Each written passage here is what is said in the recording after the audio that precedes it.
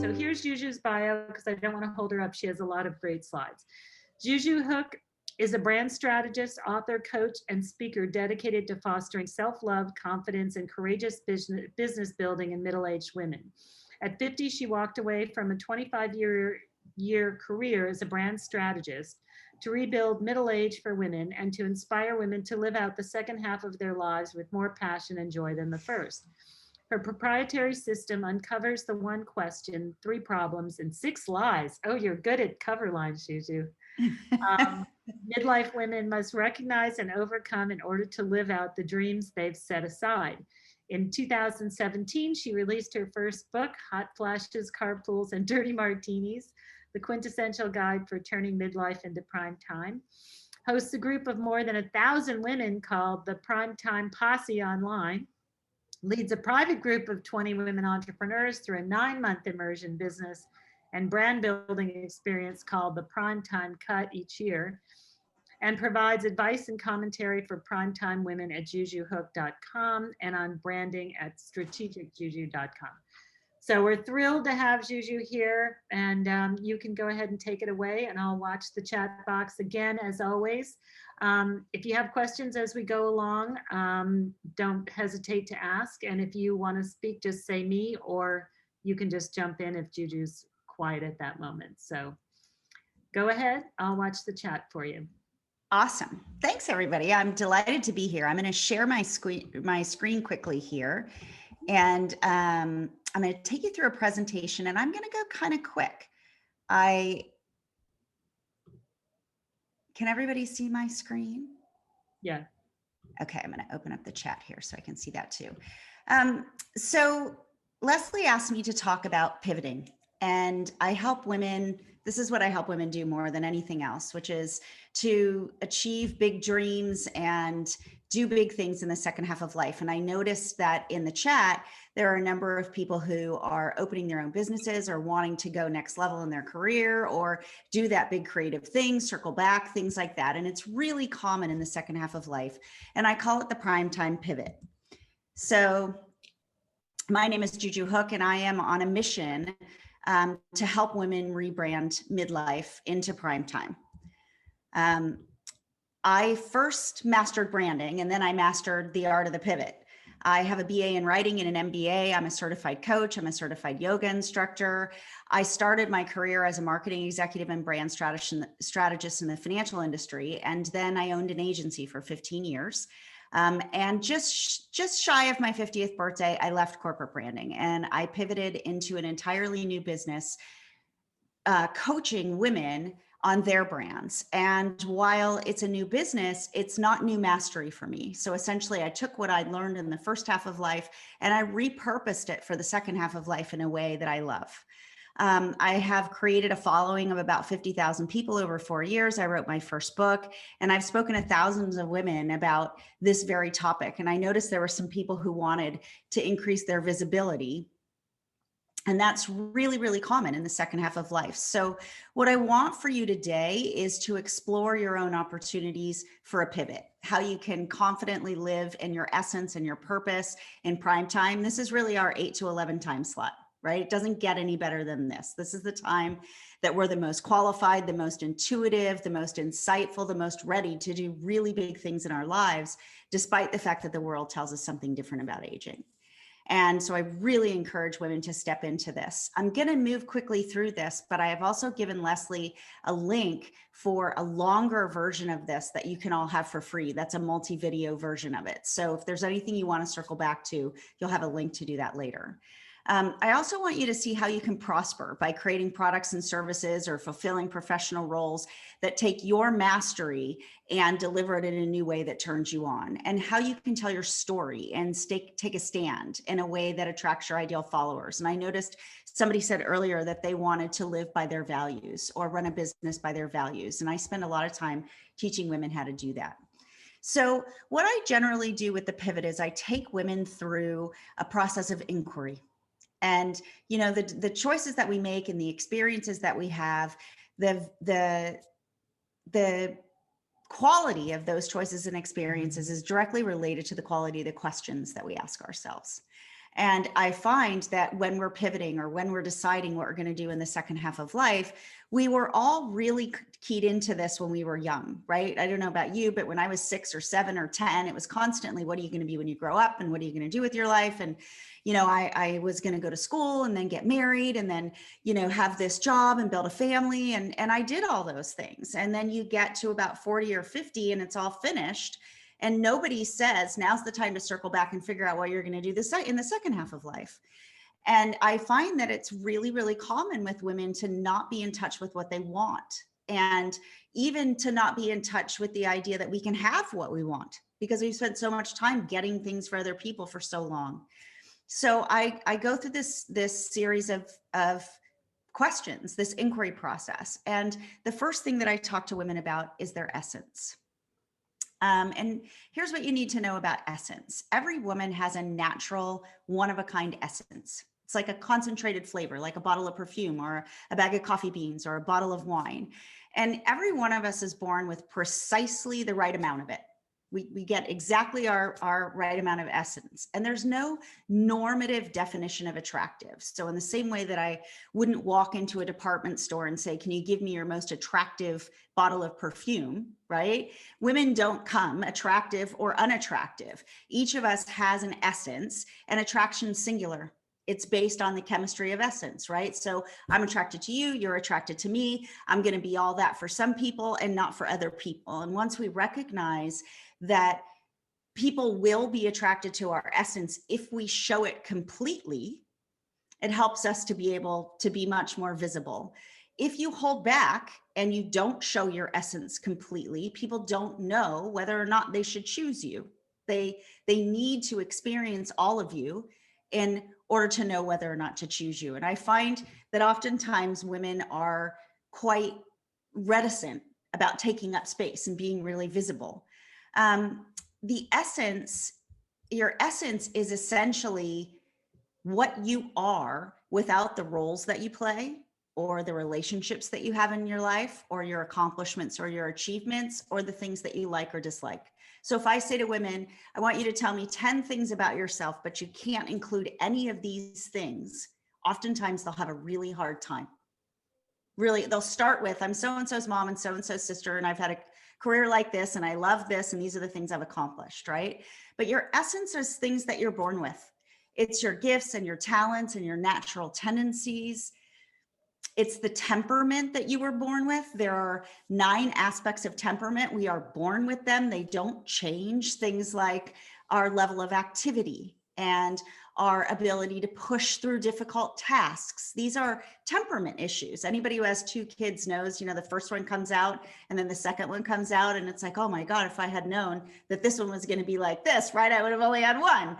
So we're born with these things and there isn't good or bad, but getting in touch with your essence is going to help you decide how to make the pivot and what to do next. Characteristics, attributes, and qualities that formulate your distinctive character. So these are personality kind of things about you that formulate your distinctive character. And it's really getting in touch first with your essence that's going to help you link up with something that's fitting for you in the second half of life to achieve those big goals.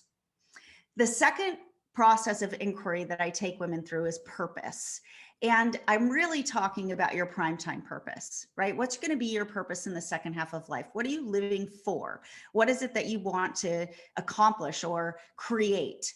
And midlife transitions really shift our purpose. So as our hormones shift and our bodies change, our period for mothering comes to an end, whether or not you've mothered kids. You know, a lot of us mother pets and projects and spouses and partners and all different kinds of things. Also, our parents age and require care and they pass. Our kids move out or not, right? I have just as many clients who are like, oh my God, when is it going to happen for me, right? And oftentimes our major relationships shift under the weight of that change. And so we have these tremendous amount of shifts in our purpose that come really naturally. And what I find is that women need to circle back to unfinished business. So I often will ask them, what did you set out to do or to have or to be in your life that you put off or you abandoned or you didn't complete yet? This is often a call for women in midlife to make the pivot in a real way. Or what's the shape of your change? What changes do you most want to see in the world? Because that may also inform what a pivot looks like for you. Your non-negotiables, and somebody mentioned this in the chat, but what do you value that you're now unwilling to live without? And these may be abstract values, like I'm no longer willing to live without full freedom, right? Or the ability to speak my truth. Or they may be actual aspects of life. Like I have come to find that in my 50s, I really value comfort. Like this is not a camping period of my life, right? I don't want to camp anymore, even if it's glamping. And I'm not really willing to live without comfort to the extent that I can afford to have it. Also your truth. So given your inner wisdom and years of lived experience on this planet, what do you know to be true about the world? And, you know, I have a worldview, you have a worldview. My truth and your truth are two different things, but it's my truth that guides me through these kinds of questions about what am I going to do? How am I going to show up? What choices am I going to make? What career path will I pursue? All of these things, they're colored by my truth. And if I can get in touch with what that truth is, what do I know to be true about the world? I'll give you an example. One of my truths is that everybody's doing the best they can in any moment with what they have to work with. And because that is a truth that drives me forward, it's really easy for me to make connections with women that are very quickly trust-based connections. And so I built that truth into my business in the second half of life. Also your congregation, right? In light of the change that you desire to see and the values that you hold dear and what you know to be true about the world, whom are you going to serve in the next season of your career? You might serve people through a business. You might serve people through your profession.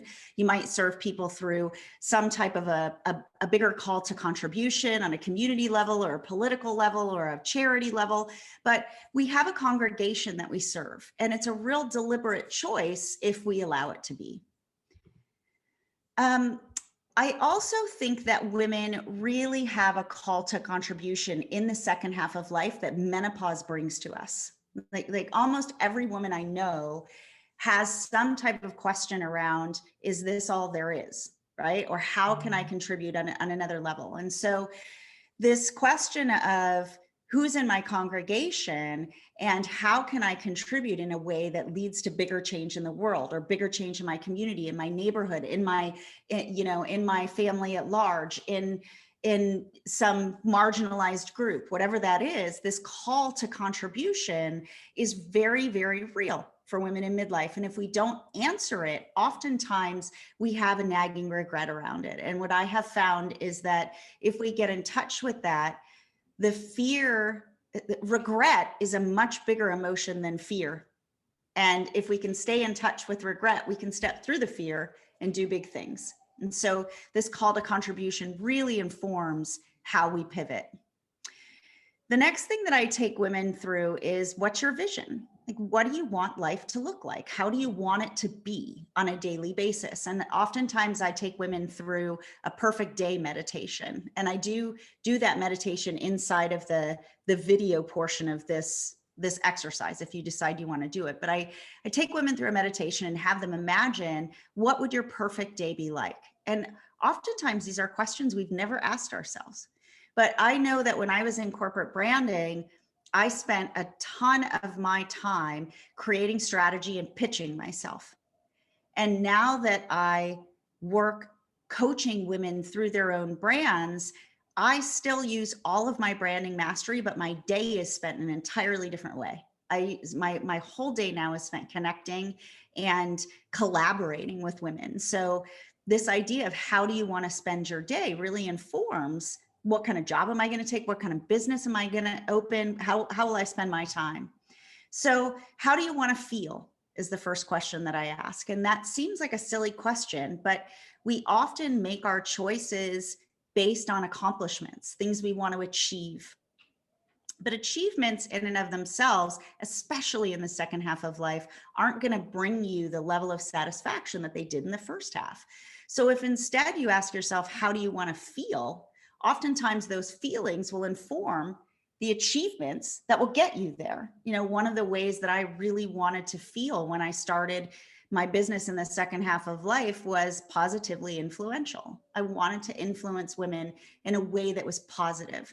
And because I was in touch with that, it allowed me to decide what products am I going to offer, right? Where am I going to spend my time? These kind of things. So how do you want to feel is a question that we don't often ask ourselves, but it's really the key to everything. And it's a beautiful question.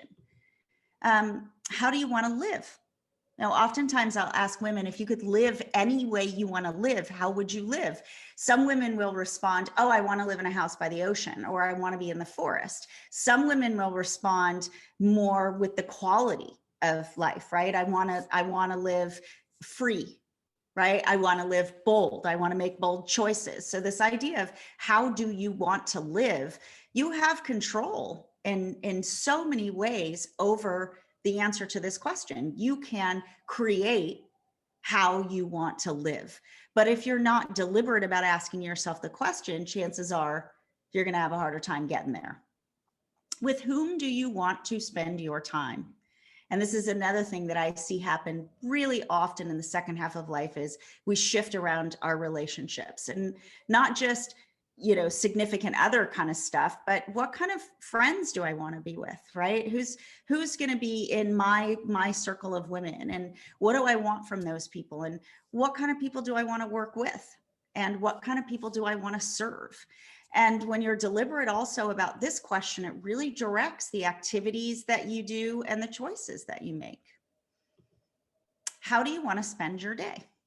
Now, one of the things that I found out about myself is that I'm really driven by connection. Close connection fulfills me. It just changes everything for me. And so spending my day connecting is such a joy-filled way for me to spend my life that it's changed everything for me.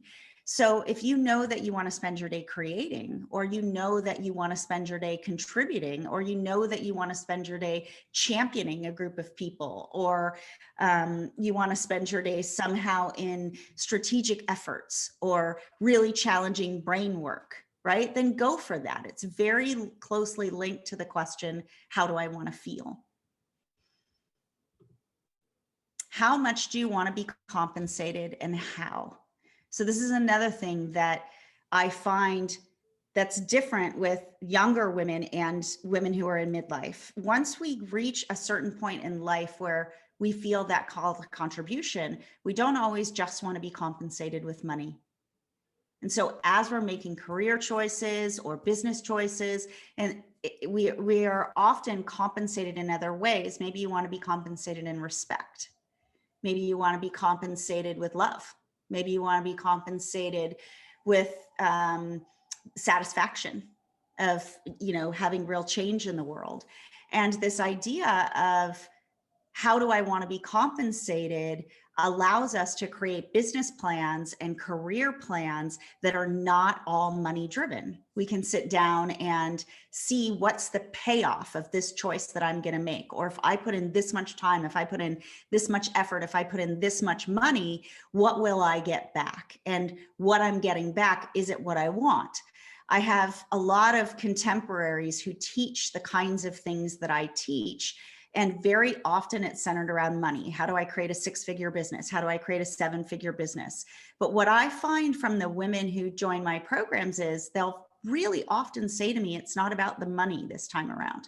You know, I spent so much time chasing money, and that's not what I want now. The money's important, but it's not the only thing. And so this question of how do I want to be compensated and how much is a very specific question that's going to guide you to make choices that'll serve you. This may be the most important and misunderstood step in the process, and that is this idea around mastery, right? So we all have mastery in things by the time we turn 50. I always joke that there's nothing, no human on the planet more powerful than a 50-year-old woman. Like if you really have a problem, you call a 50-year-old woman. She can help you hide a body. She'll keep your secrets. She can solve complex problems, right? She can juggle. sense of humor why she's doing it. Like by the time you hit 50, you know, you are a master at so many things that you can sell or position or teach or, you know, provide service in a million different ways.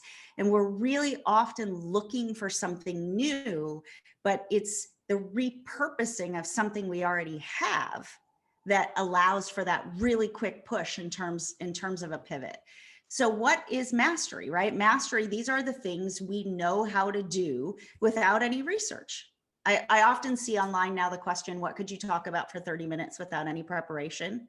I bet you I have 50 things I could talk about for 30 minutes without any preparation. I bet every one of you does. So these things that we've mastered, absolutely mastered, we can deliver them in different ways. And when you have mastery in a subject that you can bring to the world in different ways, you have options for pivot. And this inquiry around what have I really mastered? What do I really know? What can I really share is probably the most valuable question that you can ask in this series of inquiries. So I always ask women to own things. So what roles have you totally rocked that you can own? What results have you achieved for yourself?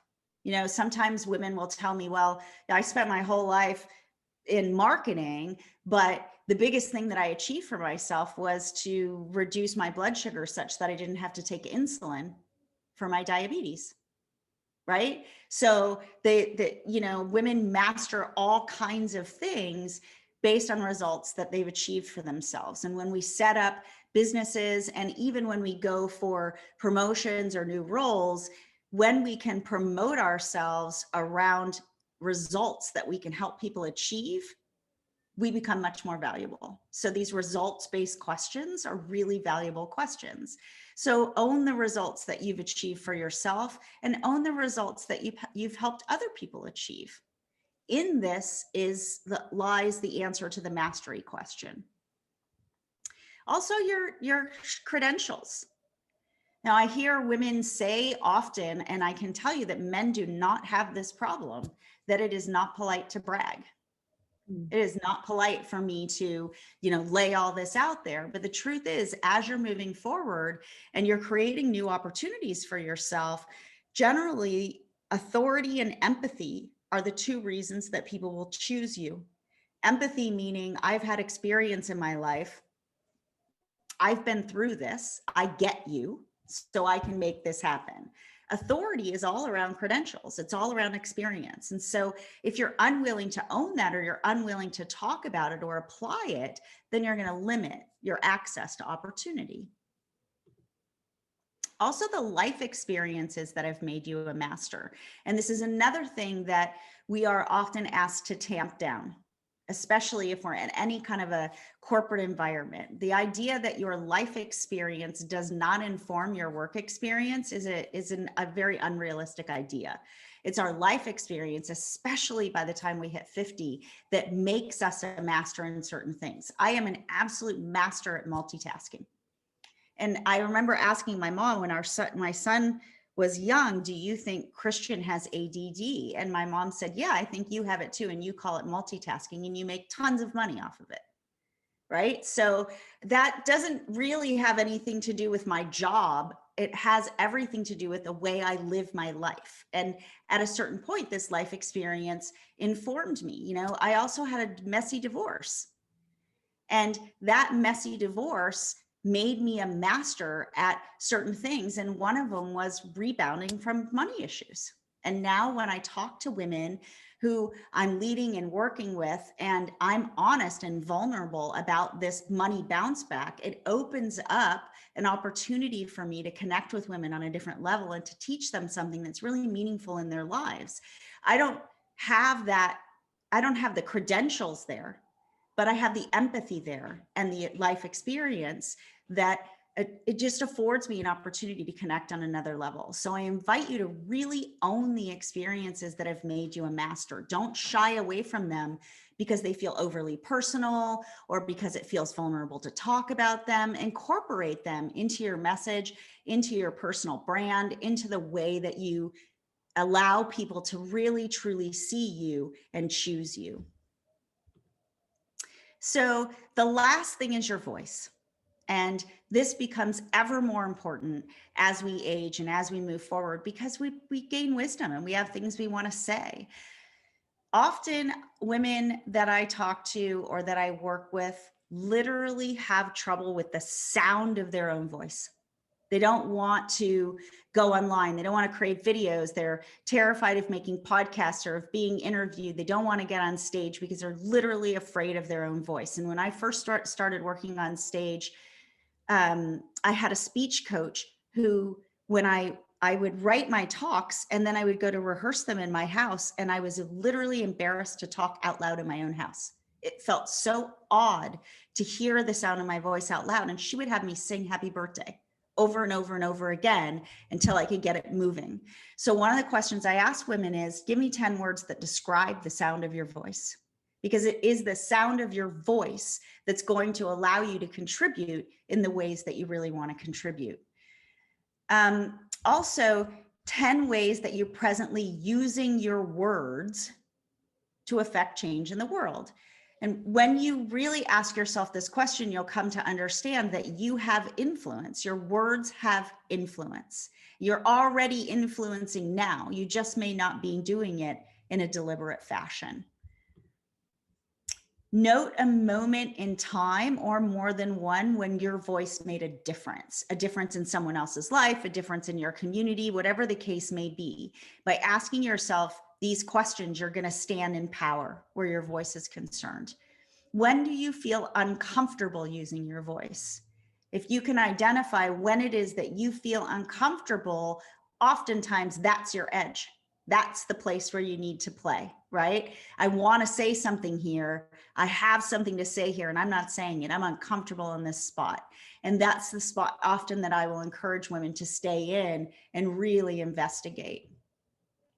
When do you feel powerful using your voice? This is an area that's oftentimes the best place to start, right? If I want to increase my level of visibility, where do I feel most powerful? When I first started my online business, I had someone make a recommendation to me that I do 100 Facebook Lives in 100 days. And it was a terrible recommendation for me because I was afraid of video. But I was always a writer. And if someone had said to me, make 100 blog posts in 100 days, I would have felt very powerful using my voice in that way. So where you feel most powerful is oftentimes the best place to start with a pivot or with an increased level of visibility. And then what form of expression, right? What's the most natural form of expression for you? How does your voice come out? Is it writing, presenting, interviewing, photography, illustration? There's a way that you naturally express that also puts you in your position of power. I ask every woman who I assist with social media or any type of brand building to do these, to answer these last two questions. And it really makes it easier for women to move forward. List 5 to 10 subject matter topics that you can powerfully lend your voice to and that you're willing to lend your voice to. Oftentimes, women will say to me, I don't know what to talk about, right? I want to go on social media. I want to be seen. I want to increase my level of visibility. I want to open a new business. I want to build a following. I want to have people perceive me a different way in my industry and be a thought leader. And we feel compelled to be creative all the time or to be original all the time. And what's easier and much more powerful is to decide, I'm going to talk on these 5 subjects. They can be wide or they can be narrow subjects. They can be related to each other or not. And speak just to those things. And if you feel that that's limiting, then do it for a season. In the same way that a band creates an album and then tours with that album for a season, or a comedian creates, a tight 10, right? And tours with those jokes for a season. If you can have 10's a lot. If you can have 5, 6, 7 subjects that you will speak to constantly, especially on social media, especially anywhere where your thoughts are being, or your worldviews are being accessed by other people, you will come to show yourself over time. You will come to show what you stand for, the values that you have, and then people can decide about your essence. So I also ask women to say, what topics or causes or issues will you not lend your voice to? I'll give you an example. I decided in 2015 that I didn't need to talk about anything that men were going to digest. I just didn't want to anymore. I wanted to work with women. And once I decided that, these are not things that I'll lend my voice to. I don't talk about climate change. Not that I don't care about it. It's just not in the list of things that I talk about, right? I do talk about bodily autonomy for women. A lot of people wouldn't talk about that, but it's something that I lend my voice to. So deciding I'm going to talk about this and I'm not going to talk about this will allow you to create a level of confidence over time that facilitates the pivot. So these are all things, this process of inquiry is designed to allow you to make really deliberate choices about what you're going to do next and how you're going to pursue these dreams and these goals in the second half of life. So this is prime time, right? This is the 8 to 11 time slot, and you're everything. Everything is right inside you. So I'm happy to answer questions that you have about this, or to give you further information. I don't know, Lesley, if you want to kind of take the floor. Yeah, no, I think that there's so much here. Oh my God. So we're going to have to watch the videos, some of us, to catch up with all of it. Oh my goodness. But I think that there's a lot that's interesting here. Does anybody have any questions to start with? That anything that surprised you or that sort of brought an idea for yourself forward? Because you can just pop in and just say, we're small enough that you can just speak up. Go ahead and pop in. Because I thought, I'll just start with me. I thought what was interesting is we don't often hear about what you're not going to do. And I think that's a really good, whenever I used to work on new brands, I used to go and take over magazines that needed X or Y, or they needed repositioning, or they needed to go younger or older, or whatever they needed to do. What you had to define was not only what you would do, but you had to define the outside of the box, which was what you would never do. Yes. And that's really very interesting, is to figure out what space you don't live in, as well as the space that you live in, which is, I think, very interesting. And I don't think many people think of that when they're trying to figure out what their pivot is. I also often ask women, what are you no longer willing to tolerate? Tolerates. And it's a really interesting question, because very often we're tolerating things on a daily basis that we don't want to, but we haven't put our foot down for ourselves. And that can be a really dangerous question, because if we say out loud, I'm not going to tolerate this anymore, and we continue tolerating it, then we have a self-esteem hit.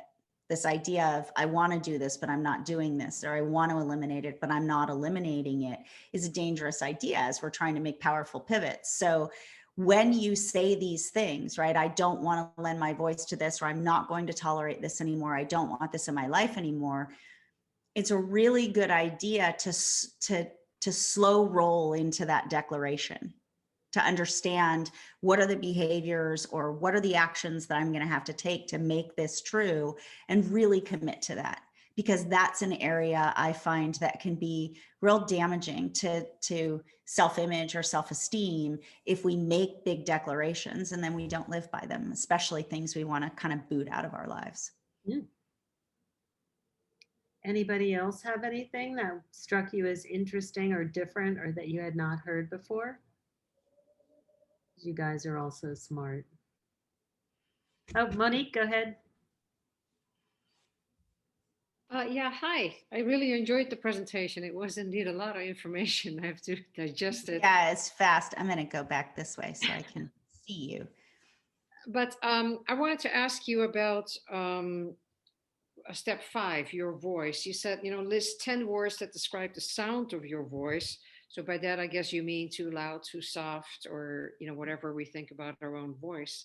But then you also say list 10 ways that presently use your words that affect change in your world. So doesn't that sort of overlap? Maybe. So first thing I want to say is I would really encourage you not to use the words too or enough as you relate to this. So there is not a chance that your voice is too loud or too soft. It's exactly the right pitch and tone that it was meant to be. So I think the sound of your voice is about allowing yourself to be heard, allowing your voice to fill a space. And we are so often as women discouraged from doing that all through our own lives. I don't know about you, but I just had a conversation about this in my group. When I was young, my mom used to say to me from the other room when I had my friends over, she would say, Julia, come in here for a minute. And then she would say, you're the only person I can hear. And I can remember thinking the whole time I was growing up that I should try not to be that. And then, and now here I am, right? 45 years later, and it's my voice that's where I'm earning my living. So I think that is a little bit different than your words. The tone of your voice and the tenor of your voice is different than your words. And words matter. I mean, if we have seen nothing in the last 4 years in America, we have seen that words matter. And the words that you choose to use, the words that you put forth into the world, they influence things. They influence other people. They influence relationships. They influence whether or not people will buy from you or promote you or work with you. They influence all different aspects of life. So I encourage women to get comfortable with the sound of your voice, but also to really get in touch with the power of your words. And the best way to do those things, to get in touch with the power, is to really kind of recapitulate, right? To sit down at the end of the day and think about the things you said and the people you spoke to, and where did you affect change with your words? Where is it already happening? We oftentimes are out of touch with the agency that we have. We don't realize that we really affect change. And when you ask yourself at the end of the day, what did I make happen today? Right? What great happened in my day today? And how did I influence that? Right? What did I make happen? What did my words make happen? Those are real power questions. And the more of those questions that you ask and stand in your power, the braver that you'll feel about doing things that you want to do that you're afraid to do. Does that make sense? Yes, thank you. Erin? You hear me, guys? Yep. Okay. I thought your presentation was amazing. Thank you so much. That's my pleasure. I have established a few channels to find my voice. I produce blog posts. I have a podcast, Instagram account, and I'm finding that it's like being brave, it's just showing up to the most difficult thing, and it's super hard. And I don't know, I can see stat wise if someone listens to my podcast, but I don't know who they are. And I don't know if my voice is resonating. I feel like I've made a decision to say what I've wanted to say, and I feel good about it, or I wouldn't publish it. I'm not that iffy about it. I feel confident that that's my message, but I don't know who I'm reaching and if I'm reaching anyone, because if I get, on a new blog post, some days it's 24 hits of someone looking at it, and other days it's 0. Or my podcast, like it limps along that I get listeners, but who are they? Even if I encourage them to like cross-pollinate and say, who are you? What do you think of this material? I'm not hearing back. I don't know if I'm resonating. And I just keep throwing it out to putting the spaghetti on the wall, so to speak, but I'm not sticking. What's the next level to that? Because I don't know what to do. So this is the challenge with digital communications, right? So there's no feedback loop. And when you first start, you're literally shouting into a black hole. Like my husband used to tease me when I first started my blog that the only person who ever commented was my mom. And she would, same thing with all of my business emails, right? My mom has passed now, and I go read her blog posts her comments, because it makes me, and she would pretend she was other people. Oh, my She mother would doesn't pretend. I cut her off. She would sign on as Ellen and say, oh, this is the most brilliant thing I've ever heard, right? It's so funny. But I would really recommend that you create some system where there is a feedback loop, because message testing is enormous, right? Message testing is huge. And if what you're really doing is using your voice, and over time, let me ask you a question. Are you building a personal brand for another reason? So as your podcast, are you selling something? No, not. I was originally. This whole reinvention. I figured out I want to be a wardrobe stylist. I want to be in people's closets and help them. Because of COVID, I'm like, I want to try to create some tent poles. While I can't get into someone's closet, I want to create some tent poles so people can get to know who I am and what I do. So message testing is really critical for you, right? Because as you're creating services that people want to buy, sales-worthy services, the way that you do that is by using the language that's in their head. So when you test messages, if you're on a podcast and say you're doing an episode around color, right? I'm making this up, but why women feel insecure about wearing bold colors, or how color changes people's perception of you. When you test that message in small groups or on social and ask people what they think, create a feedback loop, you will come to understand the value of those messages in terms of hot buttons. Like, oh, this is a really big hot button for people. I'll give you an example. When I very first started out talking to midlife women, I paid for a Facebook Ask campaign, and I ran an ad and just asked questions. And one of the questions I asked was, as you approach 50, what's the number one thing that you're concerned about? And women told me sex. And I was so surprised. It was something I would have never talked about. And so inside my group, and because I'm a brand strategist, I'm a business strategist, but I was able to interview in different places and align myself with different people who are offering information on that message. So I would really encourage you, outside of the things that you're doing, to create something where you build in a feedback loop, or where you ask people at the end of your podcast or at the end of your blog to ask a question, ask them to share, and don't make it a hard question. Don't make it a vulnerable question for them. Ask, and sometimes what do you think is even a vulnerable question? Ask them to share and to give you feedback. Even on my emails, I often say, hit reply and tell me this. But without the feedback loop, it's really hard. I think I do that, but maybe not more directly, like, hey, what do you think? More of a concrete question, like this or this, as opposed to just an open-ended question. Especially on Instagram, especially because people are reading along, right? So if you ask a question, even silly things like, what's your favorite thing in your wardrobe? What's the one thing you wear that makes you feel like you're in power? People